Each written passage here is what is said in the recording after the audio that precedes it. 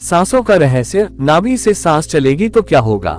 गंगा के तट पर बसे श्रावस्ती नगर में एक समय की बात है, जब गौतम बुद्ध अपने शिष्यों के साथ जेतवन विहार में ठहरे हुए थे। एक दिन उनके प्रिय शिष्य आनंद ने उनसे पूछा, भगवान, सांसों का रहस्य क्या है, और यदि हम नाभि से श्वास लें तो क्या होगा। बुद्ध मंद मुस्कुराए और बोले, आनंद, ये प्रश्न केवल जिज्ञासा नहीं बल्कि आत्मानुभूति का विषय है। आओ मैं तुम्हें एक कथा सुनाता हूँ। कथा, नन्हा साधक और वृद्ध योगी।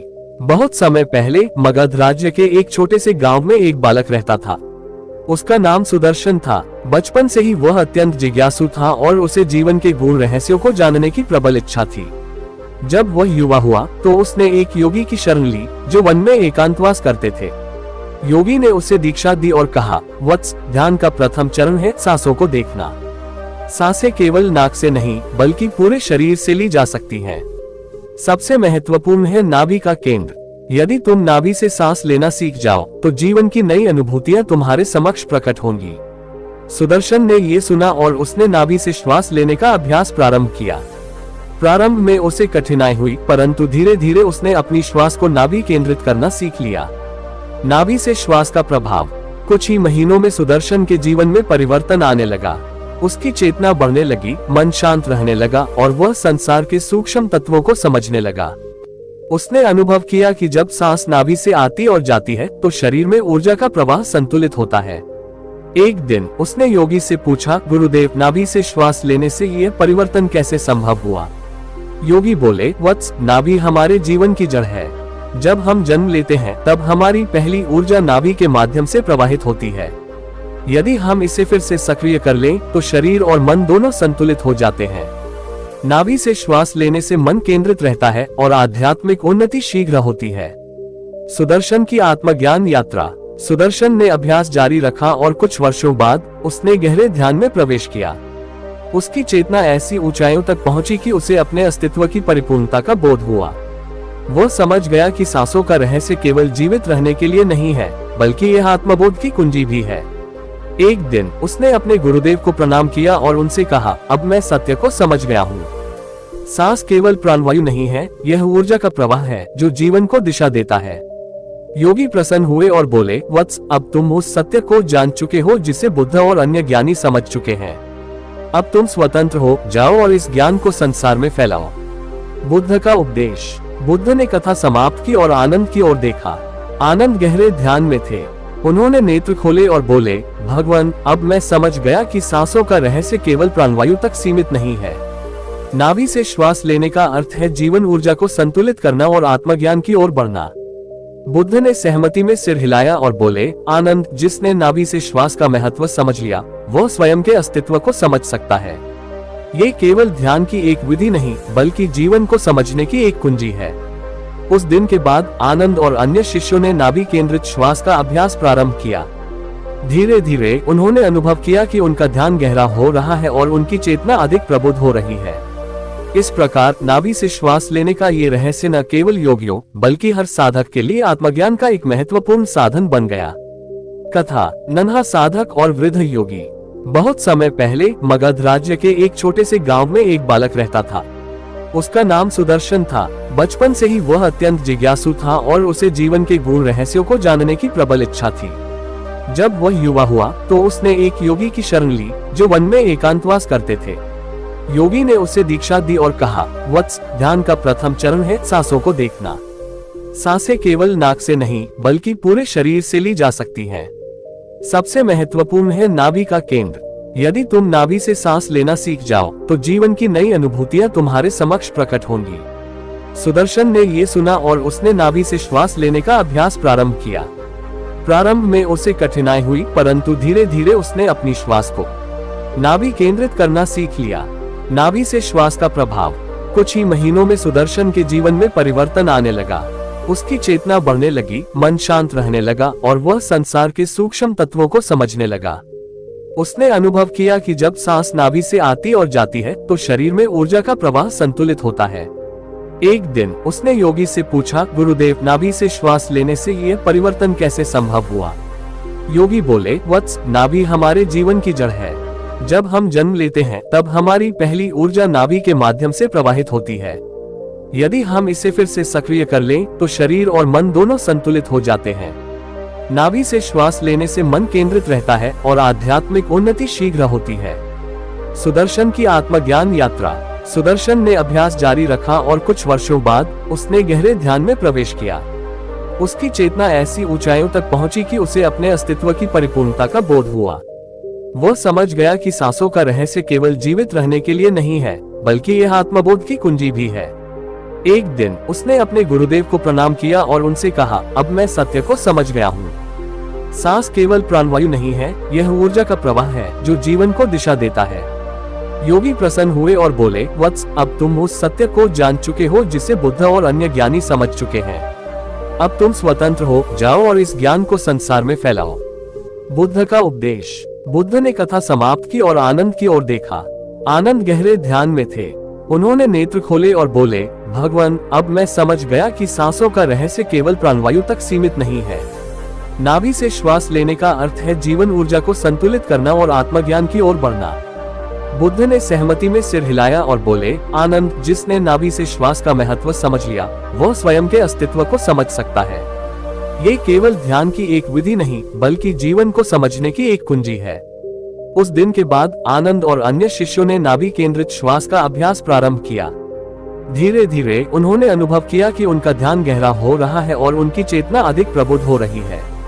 इस प्रकार नाभि से श्वास लेने का ये रहस्य न केवल योगियों बल्कि हर साधक के लिए आत्मज्ञान का एक महत्वपूर्ण साधन बन गया। नाभि श्वास की आधुनिक प्रासंगिकता। आज भी योग और ध्यान के अभ्यास में नाभि केंद्रित श्वास का विशेष महत्व है। वैज्ञानिक शोध बताते हैं कि गहरी सांस लेने से तनाव कम होता है, रक्त संचार बेहतर होता है और मानसिक स्पष्टता बढ़ती है। नाभि से श्वास लेने की विधि शरीर की ऊर्जा को संतुलित करने में सहायक होती है और यह ध्यान को अधिक प्रभावशाली बनाती है। आधुनिक जीवन की भागदौड़ में यदि हम कुछ क्षण नाभि से श्वास लेने का अभ्यास करें तो हम अपने भीतर शांति और संतुलन का अनुभव कर सकते हैं। यह विधि केवल प्राचीन साधना नहीं, बल्कि आज के जीवन में भी अत्यंत उपयोगी हो सकती है। गौतम बुद्ध के इस ज्ञान और नाभि से श्वास लेने के रहस्य को समझकर हम अपनी जीवन शैली में सकारात्मक बदलाव ला सकते हैं। जब हम अपनी श्वास को गहराई से अनुभव करते हैं तो हम स्वयं के भीतर छुपे हुए ब्रह्मांड को खोज सकते हैं। इसलिए अगली बार जब आप ध्यान करें तो अपनी नाभि पर ध्यान केंद्रित करें। ये छोटी सी साधना आपके जीवन को बदल सकती है और आपको आत्मज्ञान की ओर ले जा सकती है। नन्हा साधक और वृद्ध योगी। बहुत समय पहले मगध राज्य के एक छोटे से गांव में एक बालक रहता था। उसका नाम सुदर्शन था। बचपन से ही वह अत्यंत जिज्ञासु था और उसे जीवन के गूढ़ रहस्यों को जानने की प्रबल इच्छा थी। जब वह युवा हुआ तो उसने एक योगी की शरण ली जो वन में एकांतवास करते थे। योगी ने उसे दीक्षा दी और कहा, वत्स, ध्यान का प्रथम चरण है सांसों को देखना। सांसें केवल नाक से नहीं बल्कि पूरे शरीर से ली जा सकती हैं। सबसे महत्वपूर्ण है नाभि का केंद्र। यदि तुम नाभि से सांस लेना सीख जाओ तो जीवन की नई अनुभूतियां तुम्हारे समक्ष प्रकट होंगी। सुदर्शन ने ये सुना और उसने नाभि से श्वास लेने का अभ्यास प्रारंभ किया। प्रारंभ में उसे कठिनाई हुई, परंतु धीरे धीरे उसने अपनी श्वास को नाभि केंद्रित करना सीख लिया। नाभि से श्वास का प्रभाव। कुछ ही महीनों में सुदर्शन के जीवन में परिवर्तन आने लगा। उसकी चेतना बढ़ने लगी, मन शांत रहने लगा और वह संसार के सूक्ष्म तत्वों को समझने लगा। उसने अनुभव किया कि जब सांस नाभि से आती और जाती है तो शरीर में ऊर्जा का प्रवाह संतुलित होता है। एक दिन उसने योगी से पूछा, गुरुदेव, नाभि से श्वास लेने से यह परिवर्तन कैसे संभव हुआ? योगी बोले, वत्स, नाभि हमारे जीवन की जड़ है। जब हम जन्म लेते हैं तब हमारी पहली ऊर्जा नाभि के माध्यम से प्रवाहित होती है। यदि हम इसे फिर से सक्रिय कर लें तो शरीर और मन दोनों संतुलित हो जाते हैं। नाभि से श्वास लेने से मन केंद्रित रहता है और आध्यात्मिक उन्नति शीघ्र होती है। सुदर्शन की आत्मज्ञान यात्रा। सुदर्शन ने अभ्यास जारी रखा और कुछ वर्षों बाद उसने गहरे ध्यान में प्रवेश किया। उसकी चेतना ऐसी ऊंचाइयों तक पहुंची कि उसे अपने अस्तित्व की परिपूर्णता का बोध हुआ। वह समझ गया कि सांसों का रहस्य केवल जीवित रहने के लिए नहीं है, बल्कि यह आत्मबोध की कुंजी भी है। एक दिन उसने अपने गुरुदेव को प्रणाम किया और उनसे कहा, अब मैं सत्य को समझ गया हूँ। सांस केवल प्राणवायु नहीं है, यह ऊर्जा का प्रवाह है जो जीवन को दिशा देता है। योगी प्रसन्न हुए और बोले, वत्स, अब तुम उस सत्य को जान चुके हो जिसे बुद्ध और अन्य ज्ञानी समझ चुके हैं। अब तुम स्वतंत्र हो जाओ और इस ज्ञान को संसार में फैलाओ। बुद्ध का उपदेश। बुद्ध ने कथा समाप्त की और आनंद की ओर देखा। आनंद गहरे ध्यान में थे। उन्होंने नेत्र खोले और बोले, भगवान, अब मैं समझ गया कि सांसों का रहस्य केवल प्राणवायु तक सीमित नहीं है। नाभि से श्वास लेने का अर्थ है जीवन ऊर्जा को संतुलित करना और आत्मज्ञान की ओर बढ़ना। बुद्ध ने सहमति में सिर हिलाया और बोले, आनंद, जिसने नाभि से श्वास का महत्व समझ लिया, वह स्वयं के अस्तित्व को समझ सकता है। ये केवल ध्यान की एक विधि नहीं, बल्कि जीवन को समझने की एक कुंजी है। उस दिन के बाद आनंद और अन्य शिष्यों ने नाभि केंद्रित श्वास का अभ्यास प्रारंभ किया। धीरे धीरे उन्होंने अनुभव किया कि उनका ध्यान गहरा हो रहा है और उनकी चेतना अधिक प्रबुद्ध हो रही है। इस प्रकार नाभि से श्वास लेने का ये रहस्य न केवल योगियों बल्कि हर साधक के लिए आत्मज्ञान का एक महत्वपूर्ण साधन बन गया।